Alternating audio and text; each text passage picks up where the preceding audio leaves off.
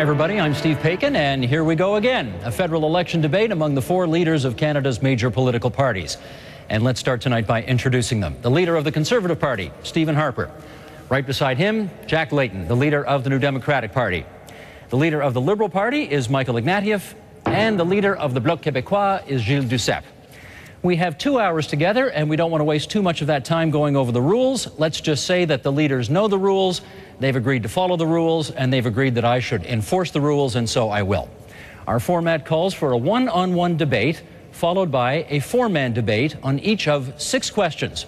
The questions came from you. You sent more than 6,000 email questions to CBC, CTV, and Global Television. Network producers went through them all and picked the ones that will be asked. Our debaters were given the broad themes of the questions, but not the specific questions. They will see them at the same time that you will see them. The first 2 debaters, decided by a draw, will be Mr. Harper and Monsieur Duceppe, and Mr. Harper will get to speak to the question first. And here is our first question of the evening. It's on the economy. Roll tape, please. My name is Robert Belita from Newmarket, Ontario. My question is this: how can the Conservative Party justify a $6 billion tax cut to corporations when Canadian families are struggling to make ends meet? Is this policy not simply putting more money in the pockets of wealthy corporations who have failed to share their wealth in the past? Okay, Mr. Harper, it's right to you for the first response on corporate tax cuts. Well, first of all, there are no corporate tax reductions in our current budget. We cut taxes several years ago across the board, not just for businesses big and small, also for consumers, the cut to the GST, for individuals, and for families. The question in this election is whether taxes should be raised back up. Our position is clear. The Canadian economy has been performing well, coming out of this recession, stronger and faster than others. It's creating jobs. If you raise taxes, all you will do is impose costs on consumers and employees, cost this economy jobs, and hurt ordinary families. Okay, so this party doesn't favor raising taxes. This is the one-on-one segment. Yes, I would first like to congratulate Mr. Harper for answering a question from a citizen for the first time in this campaign. Having said that, discussing economy means we have to know all the facts, all the figures, and there's something we still don't know. What happened during the G8 and G20 summits? It seems that $50 billion was spent incorrectly during those summits. You have the report in hands, and I'm pretty sure that Mr. Layton, Mr. Ignatieff, and I all agree that you release that report. I want you to release that report. Will you release that report? Well, first of all, let me just say I don't have the report. This is an Auditor General's report, and the Auditor General did say that the document that was released yesterday should not be relied on. What I can tell Canadians is this, and it's very clear. All of the projects in that fund, they were all advanced by municipalities, approved by our government. Every single dollar is accounted for, and all those projects have been publicly disclosed and will serve those communities for many years to come. And that's what we've done across this country with the Economic Action Plan. 26,000 such projects across this country that are creating jobs and building good legacies for our communities. But I'll tell you something. During the 2008 election, you were saying there's no recession coming. Even with the economic statement made by Mr. Flaherty on November 14, it was not an economic statement, it was an ideological statement, and no plan at all. And if we had followed you that time, you would have cut a lot of expenses during a recession. We force you to come with a plan, not enough. But do you realize that with that plan, and considering the help you gave, let's say for Ontario, giving $10 billion for the auto sector, during the same time you gave only $170 million to the forestry sector in Quebec. I mean, that was a real double standard, helping people in Ontario. I got nothing against that, but why not helping people in the forestry sector? Well, first of all, Mr. Duceppe, the reality is quite different. Of course, in November of 2008, we met the G20, and we all agreed we would have stimulus plans that we rolled out across the world. Canada's was among the largest, most quickly rolled out, and most successfully executed of all those plans, which is why we have superior job creation in this country. In terms of our support for the automobile and forestry sectors, I make no apologies for supporting either. We have provided billions of dollars of support also to the forestry sector in terms of helping businesses modernize with new technology, in terms of opening markets, in terms of financial services, literally billions of dollars for this industry all across the country. And that industry is beginning to turn the corner. But we do have more work to do, and we'll continue to focus on those problems. Are you telling me tonight that in that statement made by Mr. Flaherty November 14, 2008, there was a stimulus plan? Are you really telling me that? The statement of Mr. Flaherty in November was the fiscal and economic update. It was not the budget. We said the budget would be coming shortly. You just said there was a stimulus plan. Was it a stimulus plan? We said that all G20 countries had agreed to put together a stimulus plan. All the other countries were coming That's with what we did, and ours actually came out far faster and was rolled out far more quickly than those in the other countries. You were forced to do that because there was no stimulus plan at all in that statement, which has nothing concerning economy. It was all ideology, we're the ones not who brought economy. forward the stimulus plan. Unfortunately, you and the other parties decided to oppose those measures over the past couple of years, but they have been good for Canadian communities and for the Canadian economy. We're very proud of the job that we did. Certainly not good for the people working in the forestry sector. I can tell you that. Go in Gaspésia, go in Abitibi-Bidon, in Saguenay-Lac-Saint-Jean, people will tell you, just talk to those people instead of refusing answering questions, and you'll see that those people are facing a very tough time. I was recently in Windsor, Quebec, where we made a major investment, part of investments across the country, in the pulp and paper industry in that part of Quebec. And that was very well received. Unfortunately, once again, these were programs the Bloc Québécois decided to vote against in the House of Commons. So look, I fully recognize there are still major challenges in the forestry sector, but we will continue to work with the industry to advance that industry's interests and continue to make the investments that will make that a strong and competitive sector into the future, because it's a sector that Canadians depend on all across this country. And this year you're coming with another thing denounced unanimously by the National Assembly in Quebec and supported by Mr. Ignatieff and Layton, giving Newfoundland Labrador $4.5 billion to build their electricity lines, while Hydro-Quebec we built our lines alone. We didn't receive a single penny from Ottawa. But nowadays, you're coming with such a plan supporting the real coalitions between you three. That's the Canadian coalition. Well, last word in this one, I want to Mr. Harper. We have said we're prepared to support the Lower Churchill project. This is a project that has the capacity of dramatically reducing greenhouse gas emissions and climate change in Atlantic Canada, a major shift to clean energy in that part of the country. We've been very clear. We will treat all provinces equitably with similar projects. We've already done some projects in Quebec and Saskatchewan, Yukon, and we will continue to support projects that are good for reducing climate change. Gentlemen, that brings the end to the one-on-one part of the debate. We now broaden it to the four of you. Mr. Ignatieff, do you want to start it off? Let's get back to the question. It was a question about why you could possibly make sense of $6 billion of corporate tax breaks in the middle of the largest deficit in Canadian history. You're the highest spending government in the history of the country, and some of it has been absolutely sheer waste, and that's what the Auditor General report is all about. This wasn't stimulus. This was just scattering money around to build gazebos and fake lakes, and Canadians don't have confidence in your management of the economy because you waste public money. Well, that's the issue, and that's why the Auditor General's report is saying not merely that you wasted money, but you didn't tell the truth to Parliament about it. This money was supposed to be spent on the border. You spent it 300 kilometers away. Okay, let's get that kind of deception undermines confidence in your leadership. Well, once again, Mr. Ignatieff, you're citing a report that the Auditor General's office said should not be relied upon.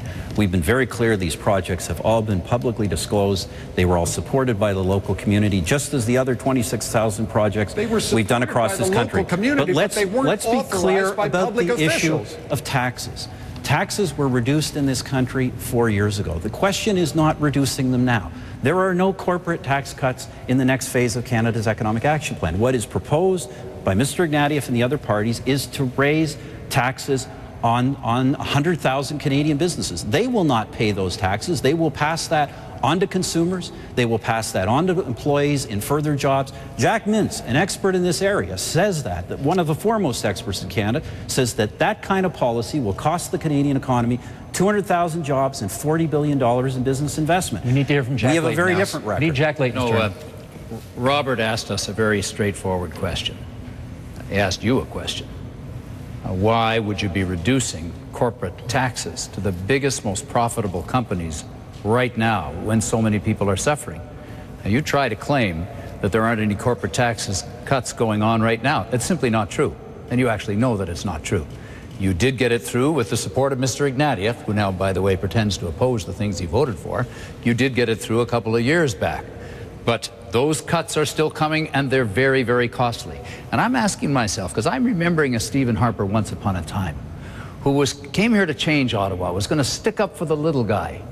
But you've become what you used to oppose. You've changed in some way. I mean, you used to care about the environment, and now we're at the back of the pack internationally. You said you'd clean up Ottawa from scandals, and now we've got the most closed, secretive government we've pretty well ever had, with scandals and people stuffed in the Senate and charged with fraud. Our health care system, you said you cared about that, but okay, we've got people with no family doctor. Mr. Layton, let's give Mr. Harper a chance to respond. What changed? Look, Mr. Layton, as I've said, there are no corporate tax cuts right now. We want to keep rates where they are. Simply not true. So we can continue to create jobs and grow the Canadian economy. We do this for ordinary Canadian families. That is our focus. That's why in our most recent budget, the next phase of the Economic Action Plan, we're maintaining transfers for health care. It's why we wanted to eliminate the cap on medical expenses for ordinary people in the tax system. It's why we wanted to have incentives for doctors and nurses to go to underserved areas. But these are the things, Stephen Harper. These are the things that were in the Economic Action Plan. The old Jack Layton would have supported those things instead of forcing an election that nobody wanted. And I hope when we get back to Parliament, the old Jack Layton will come back and focus on the very issues that the old Jack Layton... The old Jack Layton... I may be a grandpa now, but Gentlemen, Monsieur Duceppe and Mr. Ignatieff. Mr. Flaherty said that he will have to cut billions of dollars in certain programs to come to zero deficit. And he said to the Maclean magazine, April the 8th, that he had a list. He said that very clearly. So when we're talking economy, the population has to know what's on that list. Exactly what's on that list. Because Mr. Flaherty said... Let's be clear, Mr. Duceppe. So what's on that list? First of all, let's be clear. Our plan to reduce the deficit does not depend on some program of cuts. We've laid it out in the budget. It's very clear. The International Monetary Fund says it is a credible and realistic plan to reach balance. What we've said is that we believe we can continue to find efficiencies in government to reach that faster. We're looking at trying to find 5% in efficiency savings over the next 3 years. I think that's a responsibility we have in government. I think anybody who suggests you can't find efficiencies in government is quite frankly not connected to reality. Where's that list? Mr. Harper, we're having an election because you couldn't tell the truth to the Parliament of Canada about the money you're going to spend on jets, jails, and corporate tax giveaways. That's what this viewer can understand. We're in the middle of the biggest deficit in Canadian history. You didn't tell the truth to the Canadian Parliament. You're the first Prime Minister found in contempt of the Canadian Parliament. And right now you're trying to persuade Canadians you're not cutting corporate tax. Well, you cut it from, first of all, you've cut it down to 15, it'll go from 16.5 to, and nobody can understand why that makes sense when we're in the middle of the toughest deficit we've seen because of your waste and mismanagement. Mr. Harper. Mr. Ignatieff, let's be clear. The contempt motion that you guys pushed was a motion you three voted against us. You had more votes than we do. I don't agree with it. I don't think it's based on any realistic facts, but you were determined to have an election, whether the public wanted an election or not. What we view Canadians should be focused on is the economy. We're keeping taxes down to create jobs. That is working. Canada's job creation is far superior to virtually any other country, advanced country coming out of this recession. We're making investments in training to make sure, and in our educational institutions, to make sure Canadians can participate in that economy of the future. And we're opening trade markets. These are very fundamental things to keep this country strong and make sure we can deliver affordable benefits to Canadian families. You can't, this is about the economy. You've got to tell the truth about the economy. The Canadians don't understand why you're prepared to spend $30 billion on fighter jets, $13 billion on prisons, and $6 billion in corporate tax giveaways when we're in the middle of a serious deficit. The numbers don't add up. You won't be able to pay for health care. You're not telling the truth to the Canadian people. This is about the economy, and it's about telling the truth about the choices that you want to foist on the Canadian people. We need to make better choices. Let's tell the truth about jets. The current jets we have flying over Libya today, the CF-18s, will reach the end of their life at the end of this decade. What we have decided to do, and by the way, what other parties have always said in the past they support, is replacing those jets at the end of their life. We will not be spending a dime on these jets for at least 5 years, and then we'll be buying them for a period of over 20 years. Mr. Ignatieff wants you to believe, and the other party's leader wants you to believe, that somehow by canceling a jet purchase 5 or 10 years down the road, they can finance election promises today. You cannot do that. The only way they can finance their promises is raising taxes. We're saying you don't know what the jets are going to cost. That's the issue. You have no idea what the jets are going to cost. Thank you. What we know, Mr. Harper, is that the billions of dollars that you want to spend on these jets down the road will have to come from health care and education and child care and things that people need here in Canada today. That's where the money will have to come from. Now, and this is going to be about some choices. Well, you may reject it, but the fact is that the Conservative government is the problem here when it comes to our economy. If I may just finish my point, Steve. Forgive me, gentlemen, we can't all hear when you're all speaking. Just let me finish my point. Another 20 seconds, finish the point. The Conservative problem is the Conservative government is the problem with the economy here. It's these right-wing proposals of deregulation and approaches to reckless policies that got us into the mess we're in, and why people can't make ends meet today, and their retirement security is so much up in the air, and there's so many people still out of work, 200,000 good paid jobs lost that you have not recovered, and your policies don't address them. Well, first of all, I reject the kind of choices that Mr. Layton and the other leaders are trying to present Canadians, saying that we have to make a choice between the men and women in the uniform and health care, saying we have to make a choice between East and West, or we have to make a choice between employees and employers. We have balanced policies to move us all forward together.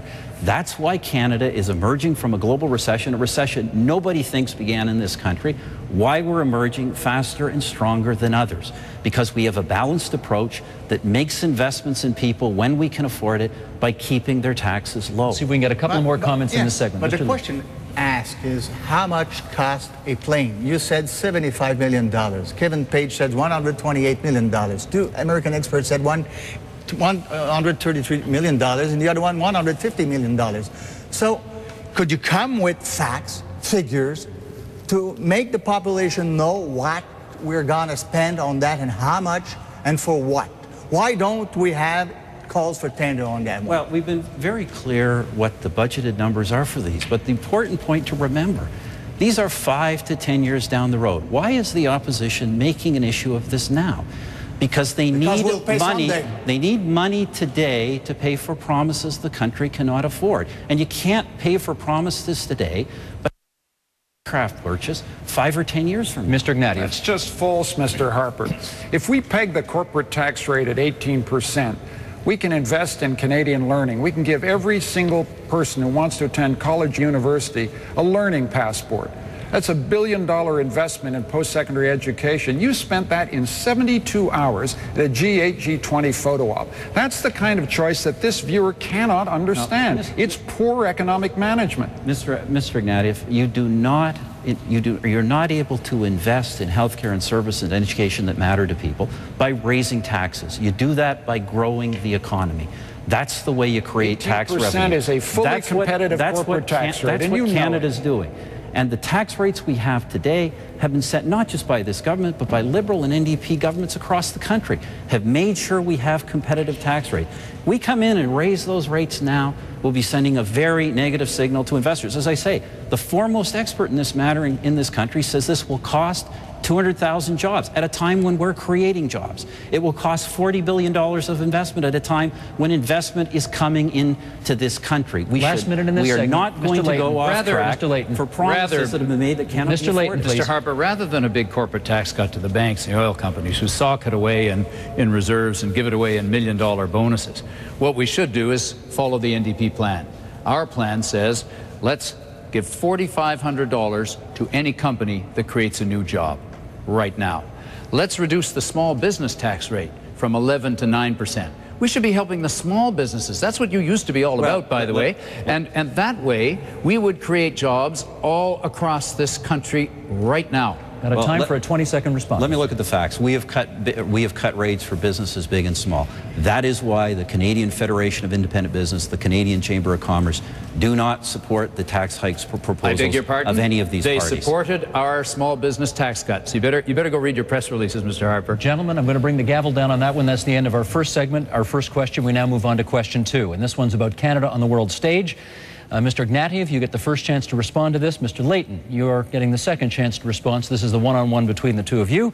And here is our questioner from Mississauga. Roll tape, please. My name is Baselka Amelko from Mississauga. I would like to know, what is your vision for Canada on the world stage? Do you believe that our country should have a more prominent and active role internationally? If so, what will you, if elected Prime Minister, do to regain Canada's positive influence on the international arena? Okay, a reminder, we start this one-on-one with Mr. Ignatieff and Mr. Layton. Go ahead, Mr. Ignatieff. Thank you, Vasilka. Canada lost its seat on the Security Council of the United Nations. First time it ever happened. Canada made a fiasco of the G8, G20 summit. So Vasilka, you're right. We have lost prestige on the international stage. I think of all the things that we need to do on the international stage, Canada needs to stand for great values abroad, the same values it stands for at home, particularly democracy, defending and promoting democracy around the world. But you can't do that abroad unless you believe in it and promote it at home. And Mr. Harper has betrayed our democracy at home, and I don't think he can stand up for democracy and freedom abroad. Mr. Layton. Well, Vasilka raises a very important question. It's on the mind of a lot of Canadians. I mean, they just recently watched the Conservative-dominated Senate block a bill to get affordable drug medication to Africa from Canada. Can you believe that? It had passed the House of Commons. No wonder the rest of the world is looking at Canada and saying, what the heck is going on? We've got two parties here running in this election, the Liberals and Conservatives, who have flatlined our foreign aid budget. That's wrong. If we're doing so well economically, as they like to claim, then at least we should be doing something about the poorest parts of the world. We should be bringing our troops home from Afghanistan. In fact, Canadians were expecting that to happen this summer. But instead, in a deal cooked up between Mr. Ignatieff and Mr. Harper, we're now going to be there another 3 years. And we've lost our reputation on the environment. Let's get a response on the Afghanistan Brave issue. men and women fought and died in Afghanistan.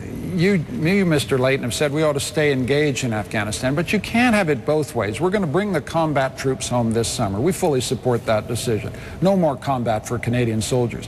But the one thing Afghans want, desperately need, is security. So I think it's right for Canada to stay in a training mission out of harm's way, helping Afghans defend themselves. You can't have it both ways, Mr. Layton. You say you want to get engaged in Afghanistan, stay there for humanitarian reasons, but the one thing they need is security, and I want to make sure that Afghans can stand on their own feet, defend their own country, women get to school, we can do some aid and develop, but you can't do any of that unless you have help them to defend themselves. Well, Mr. Ignatieff, these are exactly the arguments Mr. Harper makes, and I'm hearing them from you now. I don't agree. I don't believe this is the way forward in Afghanistan. Canada's voice for peace and aid and development is being lost in all of this focus on the military aspect. And of course we support our troops, we all do. In fact, I wish that the Conservatives would provide more in the way of support to our veterans. But I have another issue to raise with you, Mr. Ignatieff, while we have the floor. Just before you do in Afghanistan, what are you saying, Mr. Layton? You're saying these brave men and women gave their lives, and we walk away from Afghanistan and try to pretend to the Canadian people it didn't happen? We are where we are, sir. And I think it's responsible leadership to say, let's help the Afghans defend themselves for 3 more years. That's creates the possibility for us to do any humanitarian good in that country. And then, of course, we need to focus in other parts of the world. But you can't walk away, Mr. Layton, pretend it didn't happen. It did happen, and it happened to this country. This is the same argument that we've been hearing for years about the mission in Afghanistan and why we called for the troops to be brought back and for a new approach to be used, and we still think that a new approach is needed there. What do you say to our allies? What do you say to our allies? Here is the other issue I want to raise with you. I've been listening to you make proposals in this campaign, and I have to just ask myself, how can people trust what you're saying today when your actions are so contrary to what you're offering to Canadians? I mean, there you were, supporting Mr. Harper on this massive program of corporate tax cuts. And now suddenly you're against them, the very ones you voted for. In the middle of the recession, you helped him ram through the HST on the backs of the people of British Columbia and Ontario, the worst possible thing you could have done to people trying to get things done at and meet bills. And then you support him 100 times without getting anything in return. I mean, you're Mr. Harper's best friend. And now here you are offering yourself as an alternative. It really causes people to wonder, Can we trust him? I'm thinking if Veselko asked this question is wondering why you changed the subject, Jack. We're talking about Canada's place in the world. We've got to lead the United Nations. We've lost our influence there. We took 4 years to establish a relationship in China because Mr. Harper muffed his opportunities there. Well, then why did you freeze the foreign aid budget in your proposal to Canadians, if I might ask you that?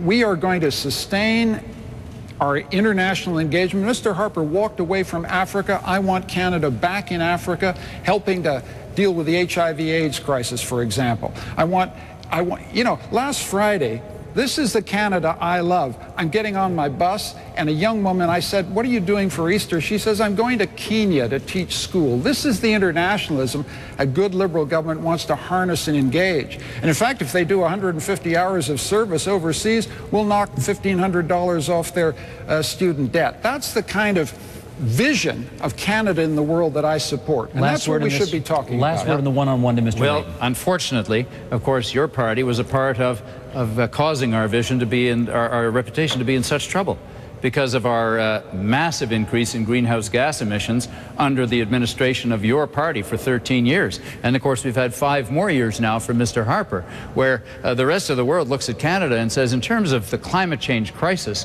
one of the most important international issues, Canada is a pariah. We're nowhere. We're not seen as being contributors. We're not seen as moving the agenda ahead at all. Why? Because of these 2 administrations that have been in place for far too long. Gentlemen, reason why Ottawa is broken. We open up the discussion now to all 4 of you. Mr. Harper, do you want your first kick? Let me talk about some of the things Canada is doing in the world. Obviously, the training mission in Afghanistan is going to be very important to build on the sacrifice that our brave men and women in uniform have made. We have the largest per capita mission to Haiti, an important country that needs our help. Canada right now, myself and President Kikwete of Tanzania are chairing the World Health Organization's panel on child and maternal health, where we're getting billions of dollars invested in, towards helping the health of the most needy people on this planet. We have Canadians leading a mission, United Nations mission in Libya. We have climate change, you know, the Copenhagen Accord. Canada was a lone voice for a long time saying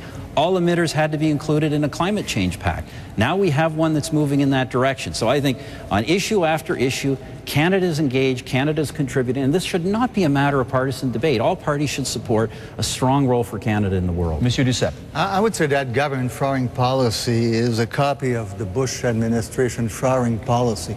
And Quebec cannot recognize itself with that kind of foreign policy. In the past, we had the Lester B. Pearson foreign policy, and I think it corresponded to the principles of the Quebec society and the values of the Quebec society. And when I look at the kind of foreign policy you're developing, and it has links with the people, your organization, your financing are stopped, I should say, financing like chaos and rights and democracy, because they're not corresponding to your straight, narrow ideology. Could you realize that that kind of foreign policy is a shame to the Canadian history? What we're doing on foreign policy, on things like child and maternal health, are making sure that foreign aid dollars go to actual services to poor people in the world, not just to talk, not just to conferences. That's why we're making changes to foreign aid to make it more effective. But, you know, when you talk about our values and Quebecers' values, Mr. Duceppe, let me just say this. You know, right now in Libya, we have an international force protecting a civilian population from atrocities. That's being commanded by a Canadian, General Charles Bouchard. I met with his father in Saguenay. They are as good Quebecers as you are, Mr. Duceppe. Mr. But Ignatieff. Quebecers, remember you wanted to go in Iraq, and Mr. Ignatieff was supporting that also. That we do remember. The fact remains, Mr. Harper, you're the first Prime Minister in the history of Canada to lose the seat that we were eligible to occupy on the Security Council of the United Nations.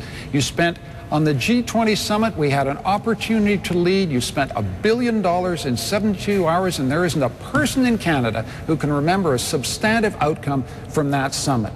And talking about Kairos, talking about aid agencies who work in Africa, you've muzzled them, you've shut them down. Anything you can't control, you want to shut down. That's no way to build international prestige overseas. These church organizations had worked in Africa for 30 years with support from the Canadian government, and for ideological reasons you shut them down. When Rights and Democracy, an independent organization trying to represent human rights around the world, gave you a little trouble, you basically destroyed the organization. So You can't lead in this country if you show so little respect for democracy. You've got to let different voices flourish in reply from foreign Mr. affairs. Harper, then Mr. Layton. I just recently was at an international meeting of Canadian international NGOs dealing with foreign aid. That's what the government of Canada does. But let me talk a minute about the G8 and G20, because it has come up time and time again. We're in a global economy. A recession came to this country through no fault of our own because of forces in the global economy. The G8 and the G20 have been vital to respond to a global response to the crisis, to ensure we first didn't have a Great Depression, and now that we are coming out through a recovery. We set important goals in that summit, including deficit and debt reduction targets for the world that Canada will achieve well ahead of time. So, you know, in this day and age where you're in a global economy, you have to be part of global conferences, and you have to be leading those conferences. And frankly, the world thinks Canada is the country leading global recovery. But the world is also asking, what happened to Canada? Why is it now that the government there is being cited with contempt? Why is it now being known as a government that is so secretive and won't allow information out for its citizens? Why can't we even have open debates about foreign policy issues instead of having groups and organizations like Kairos, Rights and Democracy, we could go through the list, being shut down? Yours is the most closed administration when it comes to discussing these issues that we've seen in some time. But let me ask you simply this. Will you support my suggestion that we meet and arrange with the Auditor General for that report on the funds for the G8, G20 to be released now that it's already been leaked in various versions? Let's have her final report released. Will you go along with that? Well, I'd be absolutely happy to see the real report. Mr. Layton, Well, then bring it out. Bring it out. Well, first Release of all, it. it's the Auditor General's What are you afraid report. of? It's not the government. What are you waiting for? This is the Auditor General's report. We encourage the Auditor General to release that report. We obviously don't like to see documents floating around. The Auditor General herself says cannot be It looks like it takes a national debate to get a government document out of Mr. Layton, you said, from Mr. Harper. Mr. Layton, you said how the world was looking at this situation right now. What the world is looking at right now and is saying, Canada's got the strongest recovery of any country on earth, and suddenly it's plunged into a fourth election in 7 years, and Canadians don't know why. Canadians don't know why we're doing this, but I tell you what we do have to do. We have to get Parliament back to work, focused on the economy, passing the good measures for people that were in our budget, that we can afford without raising your taxes. That's what the country has to do. Canadians know exactly why we're having an election, Mr. Harper. We're having an election because you didn't tell Parliament the truth about your budget costs, about any of the numbers. They became unbelievable. The Parliament of Canada could not have confidence in anything you said, including on international aid. Minister Oda inserted a knot into a document, falsified a document, misled the House of Commons, and eventually the confidence of the whole Parliament was lost. That's why we're having an election, because you didn't tell Canadians the truth, because you abused democracy. That's why we're having an election. That's simply not correct. You know, the numbers in our budget have been verified by private sector experts. They've not been challenged. These numbers are accurate. We're having an election because the other three political parties saw an opportunity to go after the government. That's fine. I don't think Canadians agree. I think Canadians think we should not be focused on parliamentary squabbling, on censure motions, and these sorts of things. We should be focused on the economy. That's what we're doing. We've got good things in the budget to help pensioners, to help families, to help unemployed workers, to help our manufacturing sector. These are the things that Parliament should be dealing with and passing. Monsieur Duceppe. Mr. Harper, you said quite a few times when you were the leader of the official opposition that a prime minister, especially a prime minister of a monetary government, should always respect the decisions made by the House of Commons, by the elected members of the House of Commons. Otherwise, that prime minister would act with no moral at all. It was immoral not to respect the decision of the House of Commons. You said that, and you were right at that time. How come that now, since you're prime minister of a military government, every single time you don't agree with a decision made by the House of Commons, you don't remember what you were preaching at the time? I'd like to have an explanation on that. Well, Mr. Duceppe, this government, we have run the longest minority government in Canadian history. We've got a lot of things done. We don't always agree. That's just the reality of Parliament. This government attempts to listen to all the other parties. Our recent budget had elements the other parties had asked for, but can we say we're all going to agree? No, we can't. But when you're the government, you ultimately have to take responsibility for the decision, be accountable to Canadian people. That's what we're running on, our strong economic record, and that's why we are asking for another mandate. You didn't walk the talk on what you were saying. Not at all. Mr. Layton and Mr. Ignatieff. True. And we've had so many instances now where the House of Commons has put forward important ideas that you've simply turned around and rejected. And sometimes, I'm thinking particularly of our climate change bill, for example, went through the House of Commons twice. And yet you used the Senate, which you packed with your friends and defeated candidates and fundraisers, some of whom are up on fraud charges now. And you used that Senate to defeat a bill that called for accountability of no matter which party would be in power in Canada, so that we could have a climate change plan that would actually move us forward. It's such a disrespect for democracy, Mr. Harper, that that it really isn't acceptable. Let me explain our position on that bill. We've been strongly opposed to that bill throughout. The reason is that bill has no actual measures to achieve objectives. It just sets targets. You can't achieve something by just setting a target. You can't just pass a bill declaring the unemployment rate to be 2%.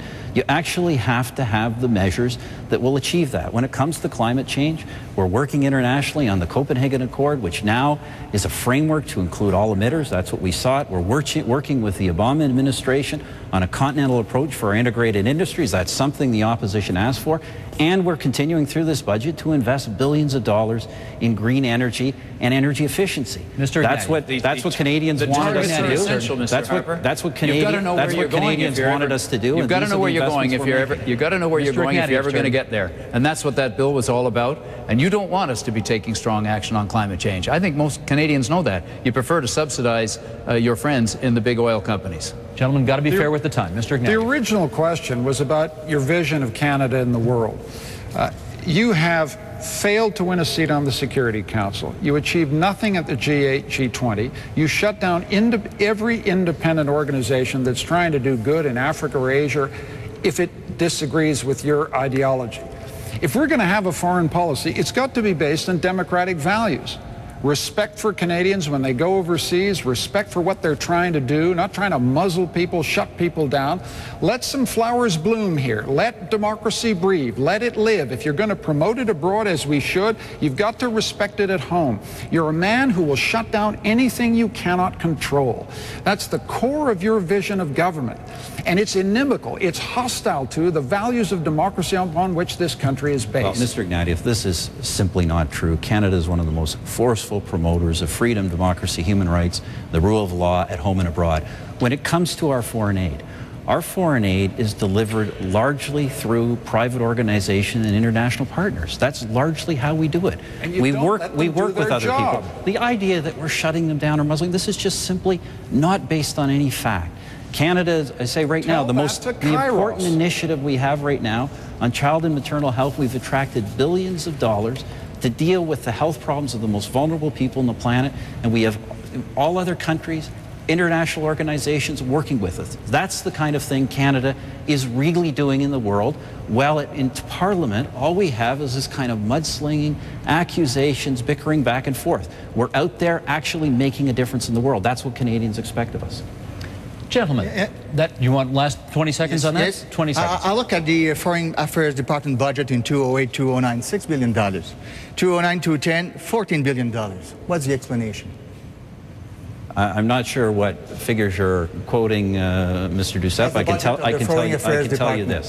I can tell you this, that Canada was the first country to fulfill its commitment to double its aid to Africa, to double its foreign aid, and we have made sure during this recession that we have not reduced foreign aid, but we are making the decisions. But you're wrong with that explanation. To make that foreign aid more effective. The explanation is a $6.6 billion check to GM in Detroit. Okay, gentlemen, that brings to a conclusion this segment. We now go on to question 3, the broad theme of which is governance. And this is the segment where the one-on-one will feature Stephen Harper against Michael Ignatieff.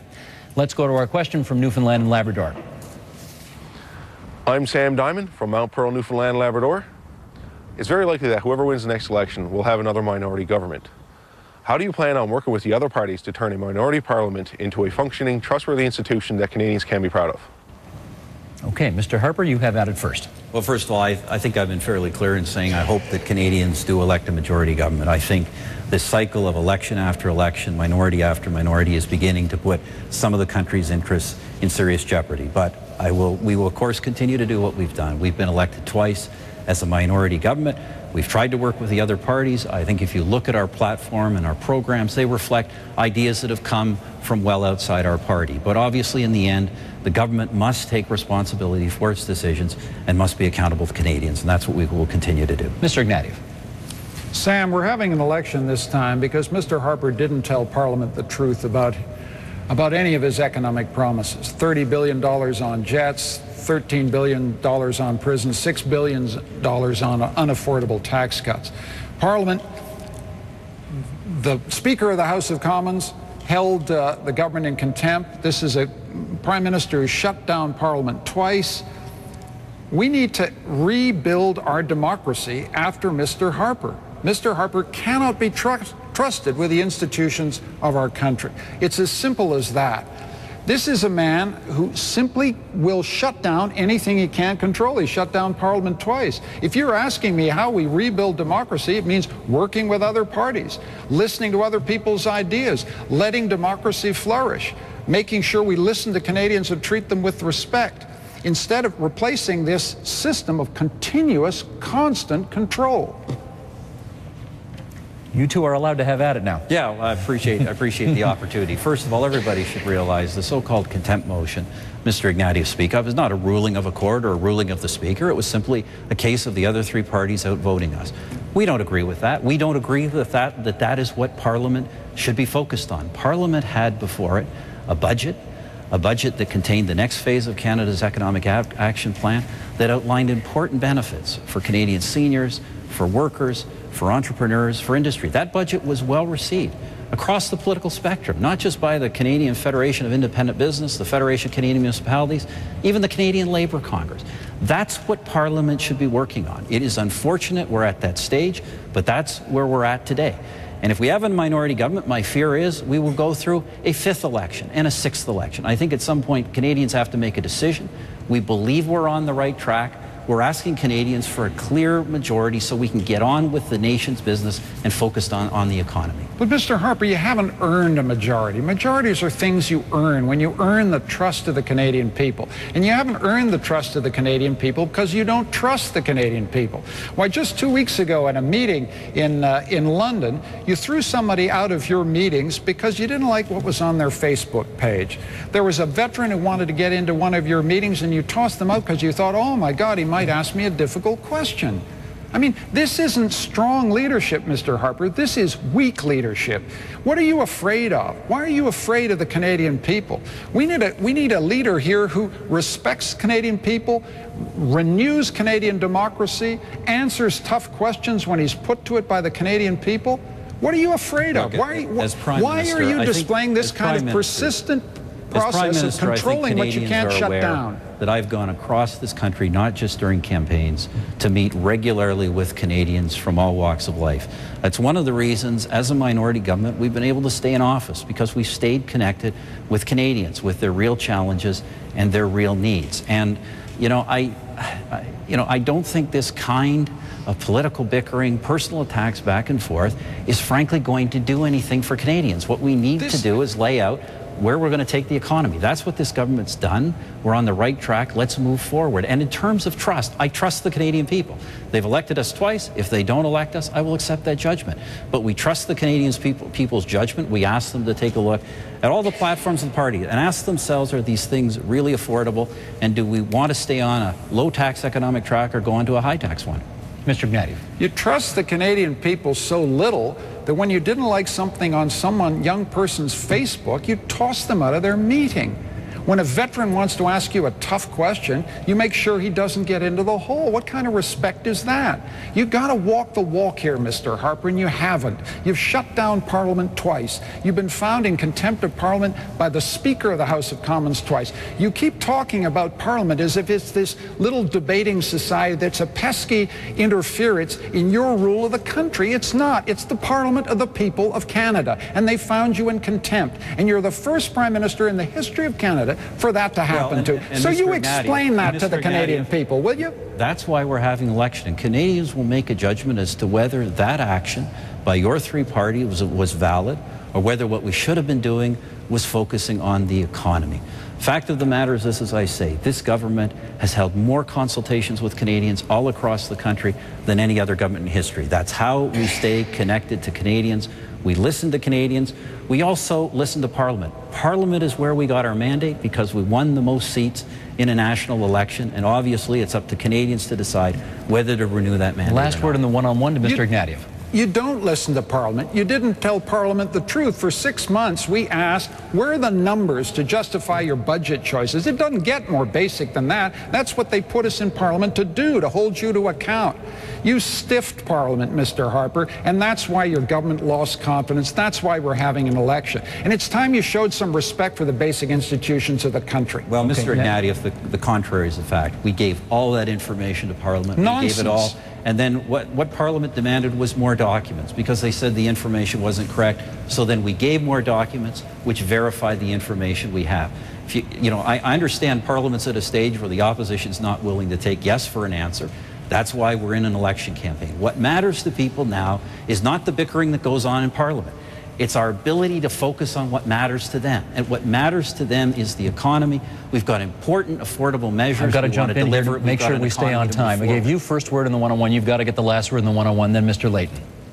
You keep using this word bickering. This isn't bickering, Mr. Harper. This is democracy. This is a debate. It's not some pesky little irrelevance that gets in the way of your power. This is how democracy works.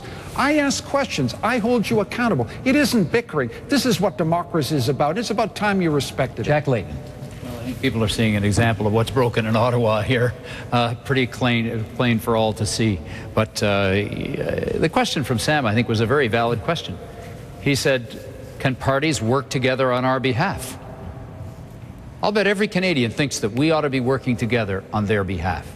And I believe that's exactly what we should be doing. Mr. Harper thinks that working together is somehow a bad thing. He tries to vilify it and call us names for even suggesting the idea. And I just think that's completely unacceptable. That's obviously not correct. One of the reasons the government has stayed in office for 5 years as a minority is we have found partners on various measures, all of the various measures we brought forward. For the first time, this time, all three parties have decided they want to defeat the government. That's their prerogative. That's why we're before the Canadian people. But I think the government's record of running a stable minority in this country is pretty clear, and also leading the country through a very difficult economic time in a way that's creating jobs for Canadians. And what we're asking for Canadians is to give us a mandate to keep doing that. Well, actually, that's what's power important. this year. If you stayed there 5 years, the explanation is that for a long period of time the Liberals didn't want an election. This was the reason why. But the question was good. How can we work together? I'm telling you that the Bloc Québécois was never judging a proposal based on who made it. When it's good from the good proposal made by the NDP, the Liberals, or the Tory, if it's good, it's good. If it's not, it's not. And I do remember that Mr. Harper in 2004 was working like that. We met in a hotel room in Montreal, remember, Jack, at the Delta, and we changed all the rules of Parliament. We wrote a letter to Adrienne Clarkson. You wrote it. We signed it, saying that if Paul Martin was to lose confidence in the House, we said to the then Governor General Adrienne Clarkson, don't launch an election, consult us, we have other options. Obviously, the other options were what? Jack Layton with around 20 members as Prime Minister? Certainly not. Gilles Duceppe as Prime Minister of Canada? Certainly not, I'm sure of that. The only option was you. You finished second, and you wanted to be Prime Minister. Exactly what you've asked, exactly what you wrote, it's exactly what we signed, and you went to see and meet with Adrienne Clarkson to discuss that. And now you say, impossible to do so. I mean, you said something, you preached something, you wrote something, and you did something else. Can I correct the facts? We signed a letter around some cooperation we did do in opposition, but we were all very clear. We were not going to form a coalition. All three of us said so in 2004. It's on the record. I was very clear. I was not going to defeat the government and try and replace the government that had won the election. Well, that's not However, true. the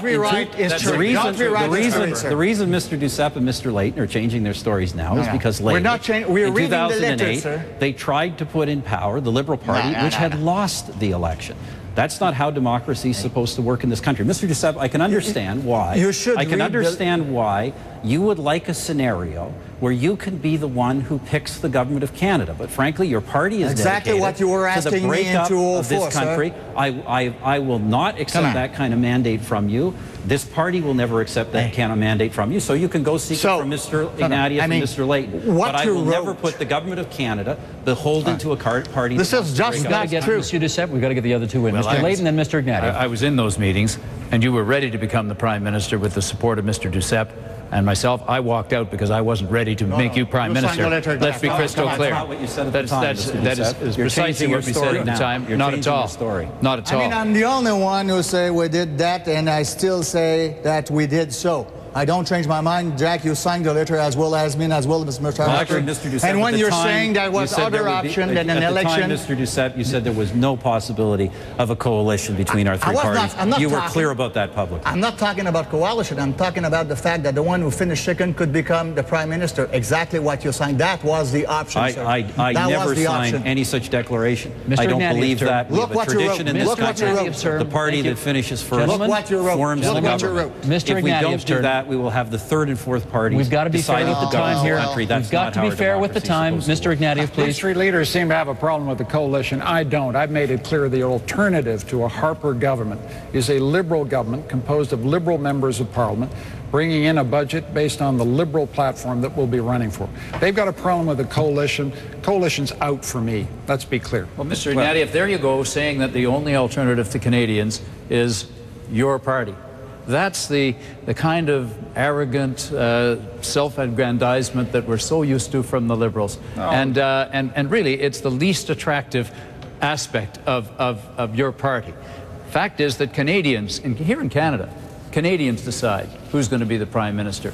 Not you and not your party. Jack, I respect the voters too much to presume anything else, and I'm happy to work with you. I'm happy to work with Mr. Harper. I'm happy to work with Mr. Duceppe. I'm just saying, let's not do it as a coalition. Let's try and make Parliament work. I've got respect for your positions. I got respect for your leadership. I'm just saying we're not going to go into a coalition. Well, why did you support, let me just follow up on this. Why are you then, and have you been, Mr. Harper's best friend all these last 2.5 years, supporting his agenda, ratifying what he wants to do, time and time and time again? This is what I don't understand. In fact, if Mr. Harper, if it hadn't been for him supporting you all this time, I'd have to be lending him my crutch so that your government could have stayed in power. But this is the true story of Mr. Ignatieff and his party. Well, let me just be very clear about our position. Of course, parties will work together from time to time. But our position is very clear. The party that wins the most seats forms the government. That's how our democracy is supposed to work. If we form a Conservative minority, I would be honored once again to govern Canadians. If we do not win the election, the Conservative Party will not govern this country. Mr. Ignatieff will not make that commitment. He will say that he will go and he's willing to accept a mandate from the other parties to govern. The party that wins the election has to govern. Otherwise, we will have a party dedicated to the breakup of the country, deciding who can or cannot form the government. Mr. Ignatieff. Mr. Harper, that's completely false. If you get more seats than any other party, you get to try and meet the House of Commons. If I try. Yeah, well, of course, you got to win the confidence of the House of Commons. If I get more seats, I'll try and win the confidence of the House of Commons, and I'll work with other parties, but a coalition's out. But it's not about the rules. Those are the rules. It's not a matter of trying, Mr. Ignatieff. If you don't win the most seats, you don't get to form the government. That's how our system works. I just said that. I just accept that principle. You said in your statement that the party that wins the most seats will get to try first. Then you think you'd all get together, vote against it, and replace the government. That's not how our system is supposed to work in this country. People expect that the party that wins the most seats forms the government. Otherwise, you will have a situation where small parties, including a party, the Bloc Québécois, dedicated to the breakup of the country, will decide which party goes into power. And I don't think that's good for this country. Mr. Doucette. Yes, but when you say that the party who finish with more seats form the government, you forgot something. That party have to have the confidence of the House with a speech from the throne, with a budget. If not, I mean, otherwise there's no democracy at all. And I ask you again, you wrote a letter saying, don't launch an election.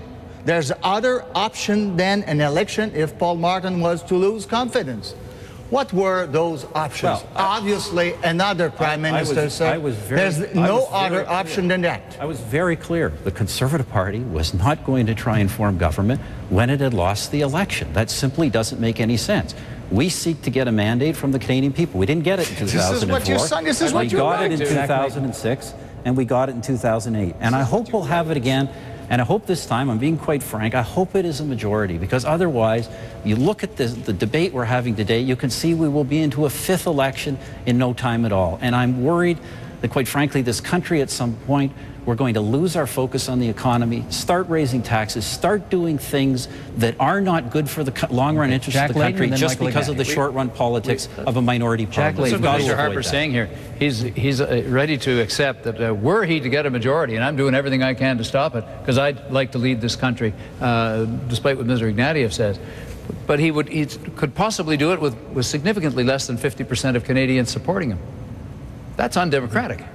We need to change our electoral system. There's something wrong with the system that when a party, the Bloc Québécois, we'll pick that example, has 1.3 million votes and gets 50 seats in the House. And we've got the Green Party that gets 900,000 votes, not that far behind the Bloc, they get 0 seats. It's time that we had proportional representation in this country so that we had a proper representation of everybody's point of view when it comes to that House of Commons. And by the way, while we're at it, let's stop the undemocratic Senate from doing what it does, and it should be abolished in our opinion, wasteful and expensive and a repository for political friends. Let's get rid of it and let's test the Canadian people on that one. Let's really fix what's wrong in Ottawa. Let me address that question, because I understand. Mr. Harper, hang on one sec. I got to be even with the time here. Mr. Ignatieff, you get to respond here. The key issue is whether you can trust a politician with democratic authority. You're a prime minister who shut down Parliament twice. You were twice ruled against by the Speaker of the House of Commons. You lost the confidence of the House of Commons because you were found in contempt, because you didn't tell the House of Commons the truth. You're walking around now trying to claim the right to a majority. You haven't earned the right to a majority because you don't respect our democratic institutions. We've got to find a leader strong enough to live and accept and welcome democratic freedom in this country instead of trying to shut it down. Well, Mr. Ignatieff, you know, I know what your attacks are on this government. I simply don't accept the truth of those attacks. This government has governed through difficult times, through 5 years of minority government. We couldn't do that unless we respected Parliament, unless we respected the democratic process. We have a strong record on that. And what we are asking in an election we didn't want, in an election Canadians didn't want, we're asking Canadians to make the decision. Do you want to have this kind of bickering? Do you want to have another election in 2 years? Or do you want bickering? This is a debate, Mr. Harper. This is democracy. We have before Parliament measures to help our most vulnerable senior citizens, measure to give credits, tax credits to families for arts programs, to help to extend work sharing, which is save the jobs of 300,000 workers, measures to help our manufacturing sector. Once again, that's what we want. 20 seconds left in this segment, Mr. Layton. Passing, that's the mandate. Well, Mr. Layton, I have to pick up on something Mr. Ignatieff said. He said before you have to walk the walk and you have to be a strong leader and respect Parliament. I've got to ask you then, why do you have the worst attendance record in the House of Commons of any member of Parliament? If you want to be Prime Minister, you better learn how to be a member of Parliament first. You know, most Canadians, if they don't show up for work, they don't get a promotion. Mr. Layton, I don't surrender to anybody in my respect for the institution of Parliament and my obligation to the people who put me there. So don't give me lessons about respect for democracy. Well, don't give me lessons. Where were you when I was there respect standing up to Mr. Harper and voting against his policies, and you weren't in the chamber? You missed 70% of the votes. I think you need to understand a little bit more about how our democracy works. That's my only point. But Mr. Layton, if I Hang on, Mr. Ignatieff's got one last word on this, and we got to move on, or we're going to get way behind. 20 seconds to respond, please. The key question here is to get a government that respects democracy, that respects Parliament, that respects citizens.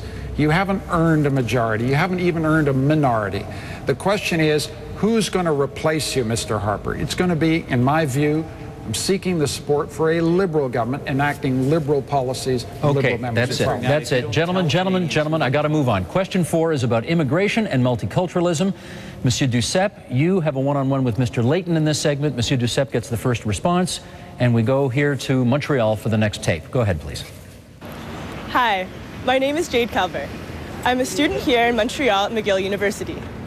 As a leader, how do you envision the social makeup of our country over the next 30 years? Where do you stand on reasonable accommodation? Do you think that new immigrants to our country should adopt the social practices of Canadians who are already living here, or not? Okay, Monsieur Duceppe. A very good question. We have quite a debate in Quebec on that issue, and a commission named Taylor Bouchard. And the conclusion of that commission is that the multiculturalism system in Canada doesn't fit with Quebec, because we think that we have to integrate the immigrants, respecting them because they're modifying our society, and it's a plus. My grandfather was a home child. My mother's name Rolly, so I don't have any problem. When I go to Canada, a lot of times I say I'm a bloke who turned black. So I don't have anything against immigration. But the multiculturalism doesn't fit with Quebec. We're only 2% of Francophones within North America, largely Hispanophone and Anglophone. We have to integrate the immigrants and build a society where a Quebecer is a Quebecer is a Quebecer without any exception. Mr. Layton. Well, thank you for the question, and I believe that we are going to have, Jade, continued waves of immigration. Here in Canada, we don't reproduce our own population sufficiently rapidly for us to grow our economy, and so we're going to be attracting people. And besides, who wouldn't want to come and live in this beautiful country of ours? I'm lucky enough to be in a family that came here from Hong Kong, and I got to marry Olivia as a result of that. Thank goodness we had the kind of policies that encouraged families to come here to Canada. One of the most disturbing aspects of what the Harper government is doing is that they're encouraging more and more people to come here as temporary foreign workers. They come here alone, they're not allowed to bring their family, and they work for up to 3 years for some company, and then they go back home. And that's not how we built this country. I say family reunification is the key thing. And we now have families who have been applying to come here to bring their mother over to Canada, sometimes waiting 10, 12, 13 years. And they are unable to come here. There are cases where grandparents pass away before they can come and hold their grandchild. That is wrong. We need to put resources into encouraging those folks to be able to come here and be part of their family. And that would be a strong priority for a New Democrat government. Well, one thing I should say, Mr. Layton, that I just can't accept is the will of that government to create 2 categories of refugees. We can't accept that. People coming here are coming because they have a lot of difficulties, political difficulties or economic difficulties in their countries. Sometimes it's a question of to stay alive or to die. And I saw those scandalous ads made by the Tories, a ship coming in Canada. It made me remember those boat people. They came in that kind of ships. And those people were fleeing from Vietnam and Cambodia. And now they're good Quebec citizens. This is a plus to the Quebec society. But when I see those kind of ads identifying those people like criminals, there's no other words for that. I just can't accept that. And I think that we have to oppose that, and if he's got a majority, then we'll have that kind of policy. 2 categories of refugees.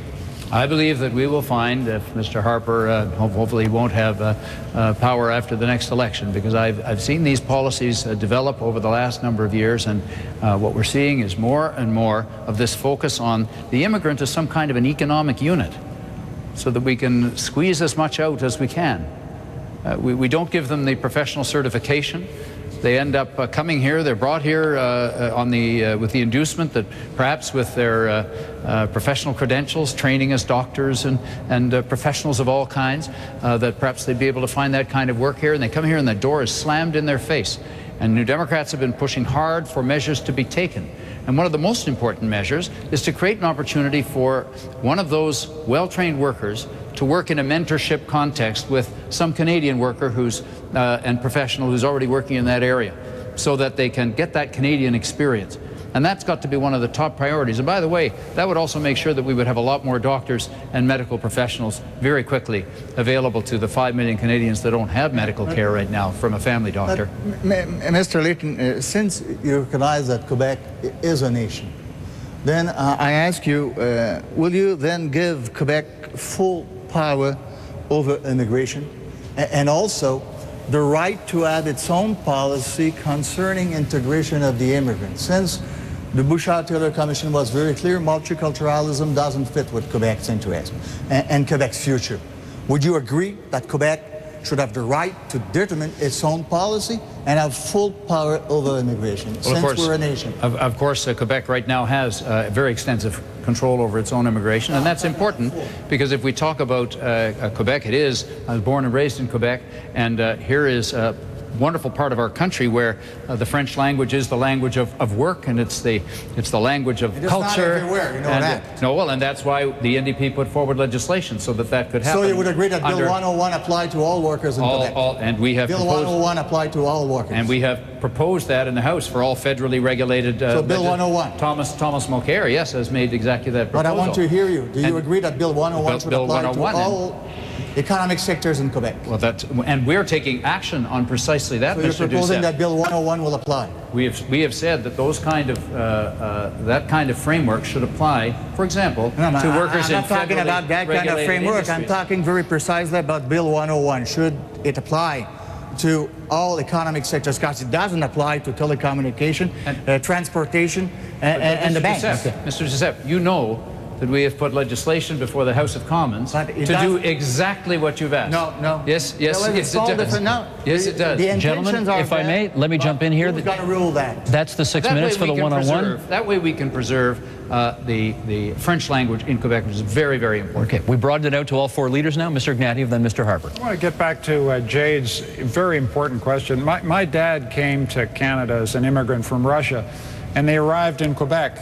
And the key, I think, to successful integration is mastery of the language. It's absolutely key that newcomers to our country, ils ont la maîtrise de la langue, Monsieur Doucette. Je crois que ça, c'est le clé. That's the key, language integration. Well, one of the problems we've got here is that this government, the Harper government, has cut settlement funding, cut language instruction. The key to taking newcomers and making them good citizens, sharing our values, is giving them the mastery of the language. In Quebec, it's going to be the French language. In other parts of the country, it's going to be the other official language. And this government has cut settlement funding. So we've broken up the process by which we take newcomers and turn them into proud citizens. And the key to the future of a multicultural society, to get to Jade's point, is equality of rights, opportunity under the Charter of Rights and Freedoms. If we stick to those principles, we'll continue to be a model and example to the world. Mr. Harper. Well, I should just respond briefly to Mr. Ignatieff's assertion. Of course, this government has tripled settlement funding with a higher emphasis on language because it is so important. But let me just answer the original question, which was on multiculturalism, because I think it's important. We favor multiculturalism. And what Canadians need to understand, what we understand about multiculturalism, is that people who make the hard decision to leave countries where they've been established for centuries or millennia and come here, they first and foremost want to belong to this country. That's why they come. That's why they're here. They also, at the same time, will change our country. And we show through multiculturalism our willingness to accommodate their differences, but so they're more comfortable. That's why we're so successful integrating people as a country. I think we're probably the most successful country in the world in that regard. Now, one issue that was raised was foreign credentials. In our budget is an important measure to give loans to new Canadians so they can get their foreign credentials when they simply can't afford to take a course. That's something Parliament should have been doing instead of having this unnecessary election. Jack Layton. Well, first of all, that was a completely inadequate program, but maybe this debate will produce a much better one coming out of it. But why did you cut the immigrant settlement services? These are services that helped immigrants who arrived here to make their way and had, in some cases, many decades of a record of service, very effective service here in Canada. And yet your government came in and essentially created a situation where immigrants arrive and they just haven't got the support to do what you've rather piously said you think ought to be happening. Well, Mr. Layton, that's simply not true. Settlement funding support has tripled under this government. And we've also maintained, we're the first government to maintain a vigorous and strong and open-door immigration policy during a recession, because we're focused on the long-term interests of Canada and the Canadian economy. Why so many temporary foreign workers, simply are not true. Well, look, the reason for that is we've got more of them coming in than immigrants now. We have people coming who have jobs waiting for them. They almost invariably settle here. You know, the NDP government in Manitoba wants us to bring people specifically to fill jobs. That's why we're making some of this reorientation of the program, to make sure immigrants have work. It helps them adjust. It helps them become productive. It benefits everybody. Mr. I don't know why Ignatieff. anyone would be against that, and even your Michael Ignatieff's turn. colleagues are not against it. My dad came here with his mom and his brothers. He came here as a family class immigrant. I sometimes worry, and if you'd been in power then, I don't think he would have got in. I mean, we got to get the balance back. Family class immigration is crucial because families look after each other and stick to each other and help each other to succeed. If you put too much emphasis on temporary foreign workers, we'll get the balance right. Integration will be more difficult. I mean, and then we back up family reunification visas, so you got Canadian citizens saying, I can't get my mom and dad over here. And that's what you've been doing. You've been reducing family reunification, and that's creating basically deep unfairness and deep resentment on all the new Canadians that I meet. Mr. Ignatieff, I know that you and the NDP have been saying that, but that's simply not true. We've been increasing categories across the board. In terms of family class, there will be as many family class admitted this year as in the previous year. That's the government's plan. That's how we keep a strong system of immigration. I know that you think you could score some points making these kinds of arguments, but they're simply not true. And we will continue to make sure we have a strong policy that accepts immigrants for a wide variety of reasons, but particularly ensures that they're able to contribute all they can contribute to our economy and be as successful as they can be. I think it is very clear, and since it was recognized that Quebec is a nation, and we're only 2%, I repeat, in North America, that people coming to Quebec has to integrate themselves with in French, which is the public common language. So I just don't understand why you oppose, Mr. Harper and Mr. Ignatieff, that Bill 101, the French language, be the language of work for the economic sectors relying on the federal code, labor code, which are the banks, telecommunication, transportation, all those three sectors, 300,000 people, a lot of women among them. I just don't understand why it doesn't. We don't need a constitutional amendment to do so. Well, just Mr. Duceppe, I can answer the question. We have, as we've said as a government many times, we respect the division of powers in our federal constitution.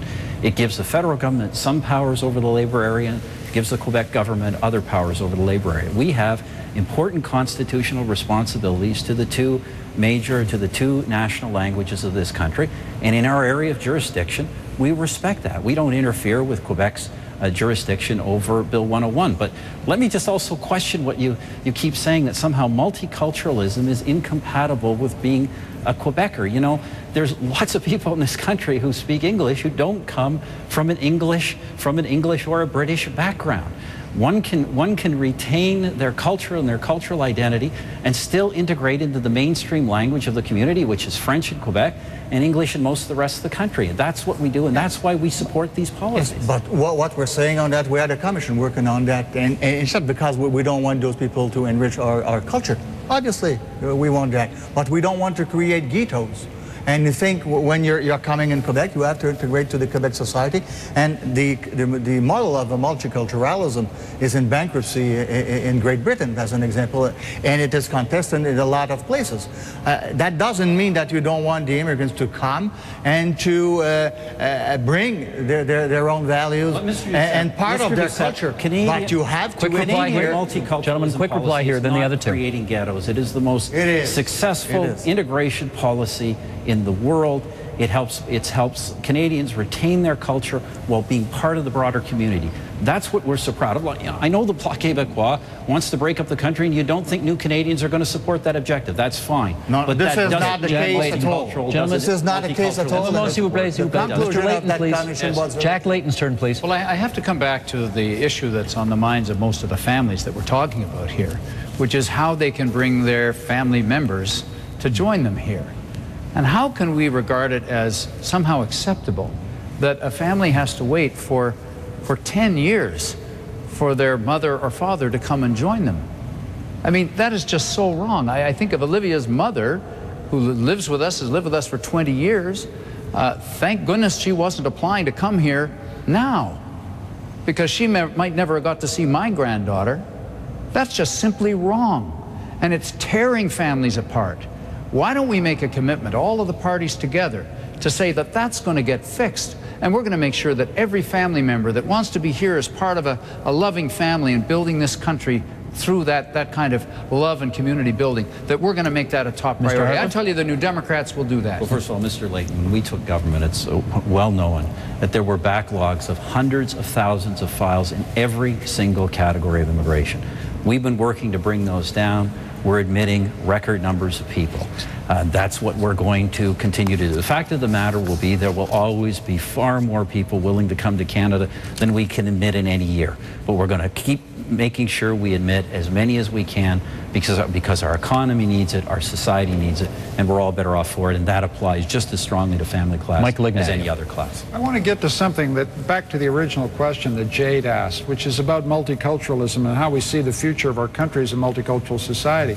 I think the key thing is we got to take the politics out of multiculturalism here somehow. Minister Kenney, your Minister of Immigration, has been segmenting the country into ethnic and very ethnic. It causes enormous resentment among Canadians. Newcomers to our country who become citizens, the thing they most want to be treated as is a Canadian. A Canadian is a Canadian. We're going to have a great future as a multicultural country if we work on that basis. Equality of rights, equality of responsibilities, competence in the two official languages. That's the ground that will create a stable multicultural society. But if we start micro-targeting communities and putting one community against another, the way Minister Kennedy's been doing, that's going to break up a multicultural society. Well, I've made it my objective since we formed the new Party of Canada to make sure our party is present in all cultural communities of this country. That's what Minister Kenney and so many other of our members have been doing. It has been successful. More and more new Canadians are voting for our party. Obviously encourage them to do so. I think there are a lot of small C conservatives out there who should become big C conservatives, but we respect their choices, and we respect the right of every party, Liberal, New Democrat, every party, to go out and try and get Canadians no matter what their different ethnic background. That's what we're doing. That's what we should all do. Gentlemen, thank you. That is the end of that segment. We now go to question 5. This is the justice system. This segment will feature Michael Ignatieff having the first reply, Gilles Duceppe having the second reply. Let's look at the tape now from Gibsons, British Columbia. Roll tape. Hi, my name is Len Gold. I'm a resident of Gibsons, BC, and my concern is safety for people in this country, being able to walk down the streets at night and being safe in their homes. And I'd like to know what the government plans on doing, dealing with the criminals and the light sentences being handed down to them by the courts. Mr. Ignatieff, you're up first. Well, Len, you're a lucky man if you live in Gibsons, BC.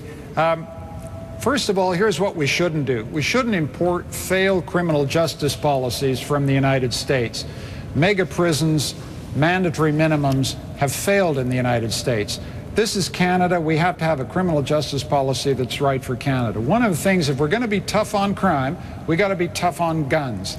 The Harper government wants to gut the gun registry. This will reduce public safety.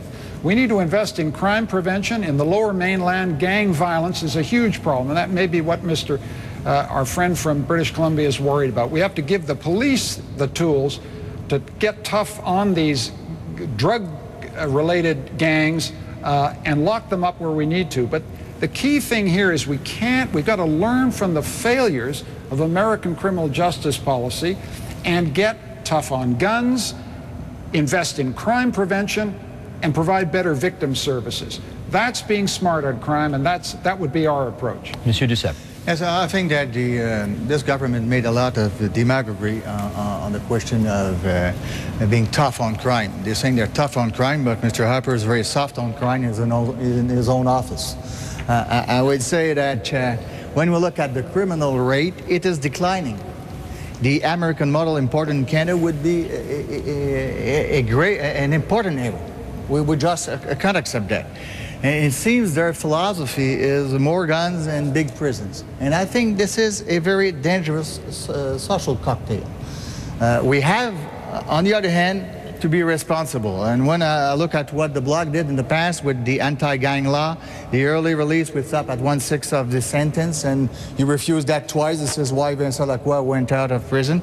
And we proposed those things, and I think that was responsible. But trying to eliminate the gun registry, I think, is an error that will affect all the Canadian and the Quebec societies. Policemen are saying so. Almost everybody in Quebec is saying so. Mr. Ignatieff. Well, one of the places, when I talk about let's make criminal justice policy in Canada, one of the places we can learn from is Quebec's policy on young offenders, what you call the jeunes contrevenants. I mean, that's the kind of emphasis on rehabilitation for young offenders that we need. We've got to get balance in our justice policy. When people commit criminal violence, crimes of violence against individuals, they've got to do time. There have got to be consequences for actions that threaten public safety. But we've got to give the police resources. We've got to maintain an integral gun registry. We've got to work on rehabilitation for young offenders. I mean, it's not an unimportant fact that so many people in our prisons haven't even finished high school. We got to think about what that means. Invest in education, make sure people get on the right path before they go off the wrong. This is the kind of balanced policy that we haven't seen from the Harper government. Yes, but when you're talking about the young offenders, I remember that the first party to modify that law was the Liberal Party, and you supported it. The NDP was also supported that. I think that was an error denounced by the National Assembly in Quebec. And I think our system in Quebec is good. There's a good rate of rehabilitation in Quebec. But one thing I'm very worried about is that Mr. Harper said that he won't come back on abortion, neither on capital punishment. But we all know the tactic they use. They don't come with a proposal made by the government, but one of their members is coming with a private member bill, and then supported by most of the Tories, if not all of them. So it is one of the danger, if that party is in majority in the House of Commons, that they will use the same tactic. We don't want to talk about that, but one of the members will come, and then we'll see. They will try to make the abortion illegal, and it could be the same thing with the not illegal, but for the capital punishment to reinstate that. Well, again, I think what Mr. Duceppe is referring to is also the politics of fear here. Crime is always a serious problem. When you've been hit or knocked over or had your purse stolen or victim of personal assault, it matters to you and you want consequences. But you've also got to understand that crime in our country is not increasing. The politics of fear is designed to exploit and create fear. Mr. Harper specializes in the politics of fear on the crime agenda. And we need a balanced policy that's based on evidence, not ideology. This is the man who, tried to take apart the long-form census because he doesn't like facts that disagree with his ideology. We need criminal justice policy that's based on the facts as we see them. Tough on crime where we need tougher sentences. Rehabilitation. Crime prevention, much more investment in crime prevention, and more victim services, a balanced approach to this problem. Okay, that's the end of the one-on-one. You seem to be a feature of the one-on-one there, so why don't I give you the first shot at it? Let me respond to that and to Len's question. I mean, Len is right in saying, well, Canadians support and do want a very balanced system when it comes to criminal justice. That balance has been tilted. Rehabilitation is important. but it's also important that the punishment fit the crime. We've had important bills before Parliament for years that until very recently the other parties said they supported. They obviously don't. We have bills to have mandatory penalties for gangs that involve organized drug crime, for sexual predators. We want to repeal the situation where serious criminals can get pardons automatically. We want to be able to give store owners like David Chen the right to defend themselves without being charged. These are bills that are sitting before Parliament that Parliament will not pass. I'm hoping when a re-elected Conservative government gets back, what we'll do in the first 100 days is we'll package these bills together and get them passed, because this is what Canadians expect us to do. They expect us to take crime seriously and have punishments that fit the crime. Jack Layton. Well, I'm glad that you're supporting the legislation we proposed around David Chen and that sort of situation, small business owner in downtown Toronto. But I think the problem here is that you haven't fulfilled many of your commitments. You promised that there would be 2,500 more police officers for community policing, but that promise was simply not kept. And policing is very important if we're going to reduce crime levels that Len was talking about. Similarly, we do need some prosecution in certain key areas. We'd like to see carjacking and home invasions and the recruiting of a young person into a gang to be an offense. But most of all, we've got to focus on prevention in the first place. You've got to prevent the crimes from taking place if ultimately you're going to reduce crime levels the way we all want to. And that means strong support for programs for young people all over the country. Because if we give young people a positive choice when it comes to what they're doing after school, for example, so that when some troublemaker comes up and tries to tempt them into that life of crime with the bling and everything else that goes along with it, that they've instead got something very, very positive to do. And all over this country, there are people working so hard on these kind of programs. It's fantastic. And not all of them can manage to access these programs through tax credits and that kind of thing. We've got to be supporting particularly those vulnerable neighborhoods, and we have that's been a hashtag fail on this issue. Mr. Ignatieff. When Mr. Harper says, you know, if he gets another government in the first 100 days, we're going to have some giant omnibus crime bill, I don't know about you, but it gives me the shivers. We've got to have balance in criminal justice, and we're not going to get it from the Harper government. I met a young boy in Winnipeg, just speaking to what Mr. Layton said, who was poised between falling back into a gang or finishing high school.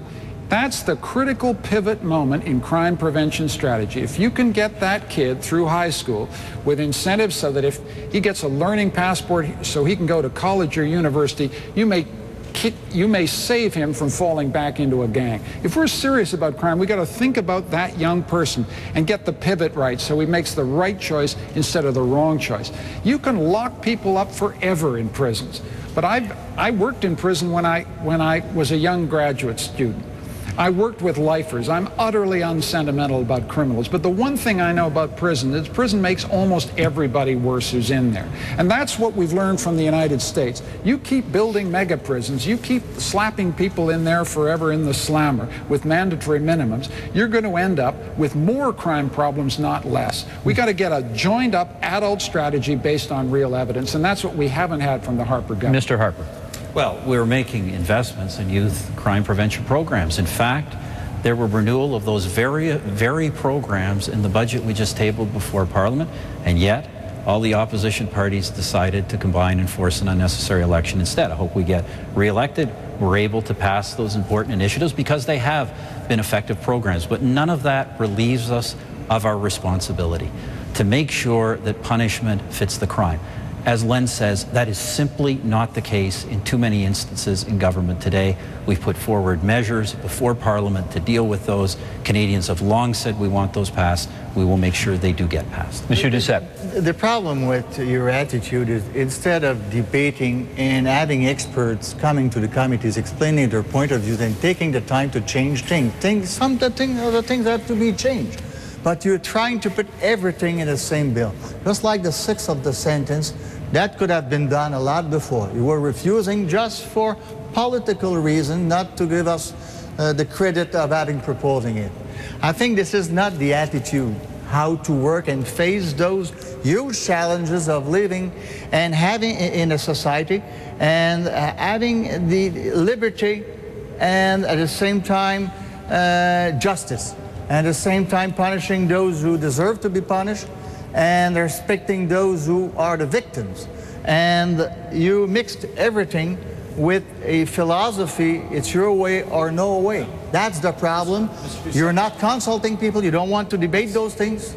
This is always a problem. That's simply not true. On the very measure you raised, there was a conservative bill before the House to end that practice. There was a block bill before the House. We sat down, we negotiated something we could both live with. Obviously, I wanted something that would have been stronger, but nevertheless, what we did is we ended the practice. And Canadians have to understand this. We ended a practice where a huge number of offenders served 1/6 of their sentence, and they were automatically released from prison after 1/6.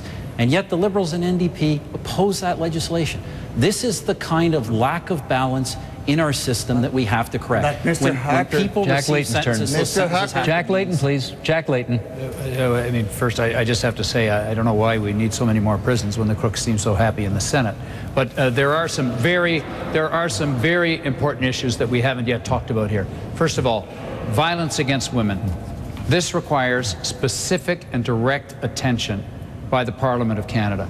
And we would urge that that happen. And of course, one way that might happen is if we had a lot more women in Parliament. And I'm pleased to say that we have now just nominated the largest percentage of women ever in the history of Canada in the New Democratic Party, and hopefully that will help. But the other is we've got to tackle some of the underlying issues. If you talk to the leadership of Aboriginal communities, First Nation, Métis, and Inuit, they cry out for just decent housing, so that they don't have 3 and 4 families crammed into a completely unsatisfactory house. And basically with no hope for the future. And where do they find themselves? Drifting into the temptations of crime and then ultimately ending up in jail in far too high a percentage. And here's Sean Atleo, the National Chief, calling for a focus on education, a focus on housing, getting clean water into these communities, dealing with the fundamental poverty, and it's not just in Aboriginal communities, but it certainly is terribly severe there. These are some of the fundamental underlying causes of what we're talking about here that we have to tackle as a country. But when you're giving away corporate tax cuts by the billions so that they can give $1 million bonuses to the richest people in the country, you're not going to get down that path. Mr. Ignatieff. Mr. Layton mentioned the very shocking issue of violence against women. And we all remember the Polytechnic massacre. What that taught me, and I think it's taught all Canadians, is the absolutely crucial necessity in any crime strategy of gun control. You can't be tough on crime and tough on violence against women unless you stand up for gun control. And it's no secret that if Mr. Harper were to get back, God heaven help us, one of the first things he'll do is gut the gun registry.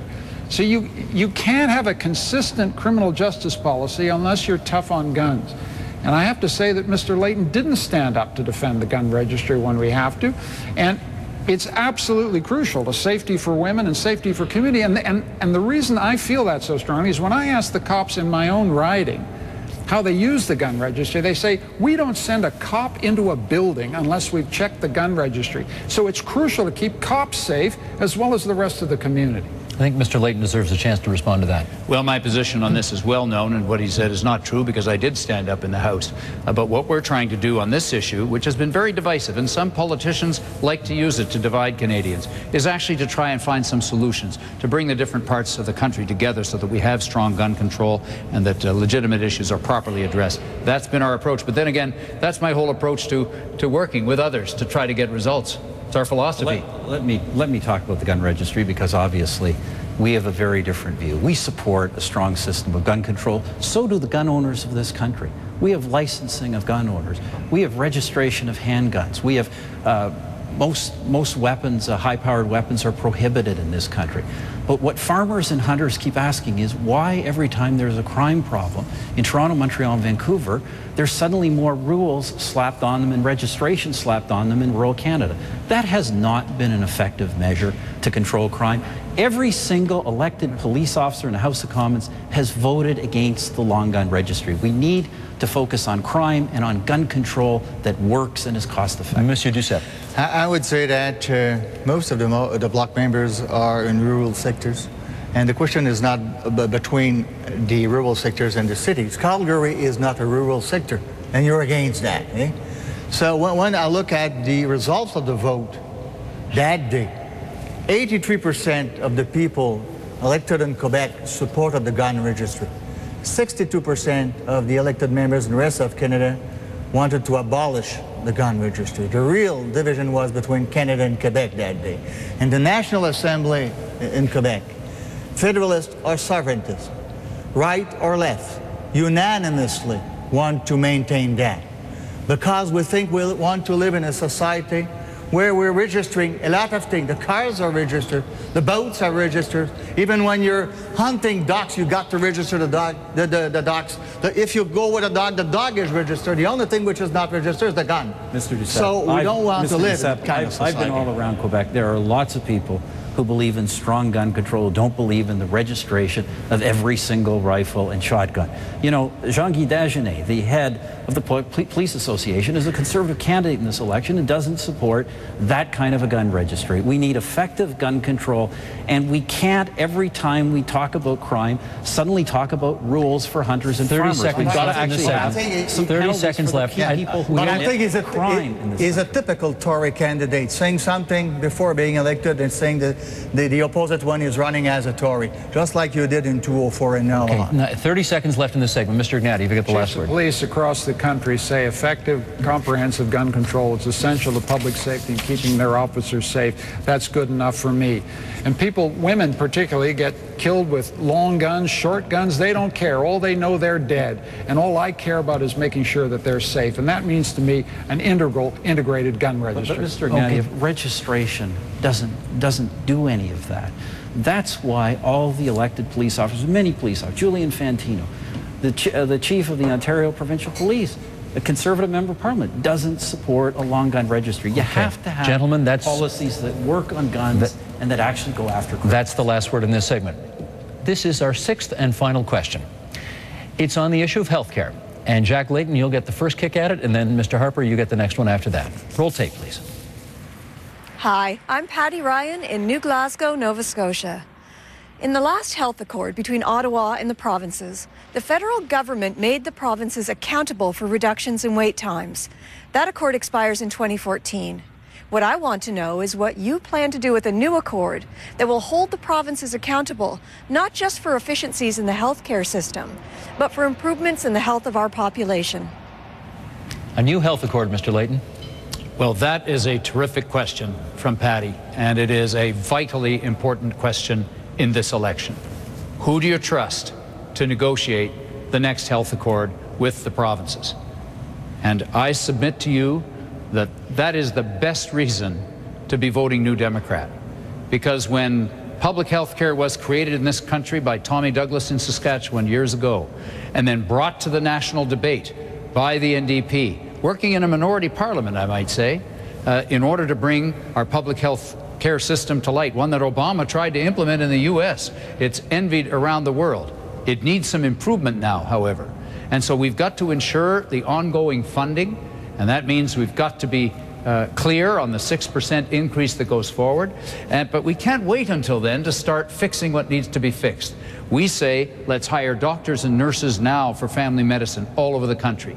Let's make sure that we have home care, additional home care for families that are looking after people, and that we get more long-term care beds now for the people who need them. And finally, take action on prescription drugs to bring those prices down. All of that's in our platform, starting right now, and that's why I'm asking for your support so that we can put the focus on healthcare where it belongs. Stephen Harper. Well, of course, Patty's family, like my families and almost all Canadian families, depend on our universal system of public health care. If I could just say that when the original health accord was signed, it didn't actually have any accountability or wait time measures. This was something we negotiated, our government negotiated with the provinces later. We intend in 2014 to work further with our provinces to get greater accountability. We're now spending a record amount on healthcare federally and provincially. We want to get greater accountability, but we want to do it in a way that we work with the provinces, we work together, we don't point fingers, we find ways that those dollars can be effective as possible and help as many people as possible. And that's the approach we're bringing to healthcare, not federal-provincial bickering, but a cooperative approach to get better results from our system. Well, Mr. Harper, I've got to say, your conversion on the question of funding public health care into the future at 6% per year was simply remarkable, because you never mentioned anything about it in the budget, except to say that there might be something modest into the future. You were very vague about it. But as soon as you realized that Canadians cared a lot about this, you jumped on the bandwagon. I've got to tell you, I am concerned that a Stephen Harper government would not put the focus on keeping our healthcare system public, would not look at expanding it into key areas that families need help with now. The latest example we got was in your budget, where you said you were going to give some credit to doctors who might serve in rural communities, a small number, but that would just simply take doctors from the urban areas and move them to the rural areas. That's not a solution. That might pit one Canadian against the other, but it's not the right way to go. What we're proposing is action now, and that's why I would encourage people to come to the conclusion I've come to, which is that Stephen Harper and the Conservatives can't be trusted when it comes to the future of our healthcare system and making sure it's robust and meeting the challenges of tomorrow. Let's be clear about the facts. The 6% increase in the healthcare transfers to the provinces have been in every budget this government's brought forward, including the most recent budget, and it's black and white repeated in our platform. And this is also the first government to honor those commitments, the first government that has actually continued to increase healthcare funding instead of cutting it back. Now, in the budget, we did have some other measures. We had measures to end the cap on medical expenses that can be claimed under income tax. We did have measures, as was mentioned, to encourage doctors and nurses to serve in underserved areas. These are important matters that I believe Parliament, we can afford them. I believe Parliament should be sitting and should be passing those kinds of measures. But the party that you lead now really was a merger of a party involving one that you used to head up, a more extreme right-wing party, and then there have been various organizations you've been involved with over the years that have not been supportive of our public health care system, that have wanted to see more privatization of our health care system. And I submit to Canadians that this is a key issue coming up in these negotiations. And what we need is a government in Ottawa that will stand up for our public health care system.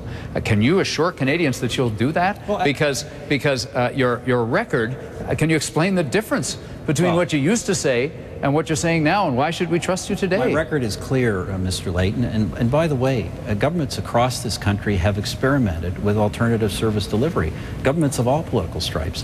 What this government is committed to is making sure that public health insurance is available to all Canadians, that no Canadian should be ever be denied essential and necessary medical treatment because they can't pay. That's a fundamental principle of Canadian citizenship. That is what has underlined our term in office, and that's the system that I and my family have always depended on. That's the system we're going to work with the provinces to make better in the future. It has some challenges, but we can make it work better. Well, why do we see so much privatization going on today then, under your government?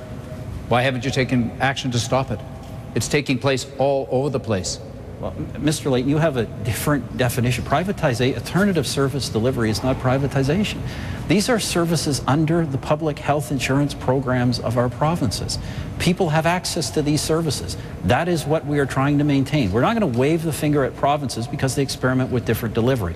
What we're going to do is focus on outcomes. That's why we introduced the patient wait time guarantees. We're going to focus on making sure that when we spend the billions of dollars we spend on the healthcare system, that we get the kind of outcomes for people that we have promised them and that they need. We're going to broaden it to a... And it's also, your approach is not giving any help to Canadian families right now for more family doctors. We're going to broaden it to a four-way debate right now. Yes. Mr. Duceppe, you're in first, then Mr. I would say Gagnon. there's certainly problems in health care, but federal parties, the first thing to do is to stop interfering with Quebec and provincial responsibility. Otherwise, it's a recipe for conflicts between jurisdictions. We have to remember that the health department in Ottawa doesn't manage a single hospital. No expertise at all. And that attitude of Ottawa knows best is a huge error. We have to give the funding and let the provinces do their work. I mean, if we trying to say to the provinces in Quebec, you have doctors here and there, this is not our job. We have to make sure the provinces in Quebec will have the money, but then respect the fact they do have the expertise. The only place the federal government is managing a hospital is with the First Nations and very bad services. and also with the veteran and bad services also. So no expertise at all, and some people want to tell those who've got the expertise what to do. I think that should be done. Monsieur Ignatieff. Any federal government, any liberal government is going to respect provincial jurisdictions in healthcare, but the fact is a huge amount of the financing of the public healthcare system in Quebec comes from the federal government. $43 billion committed by the Paul Martin government in 2004, which is run right through 2014.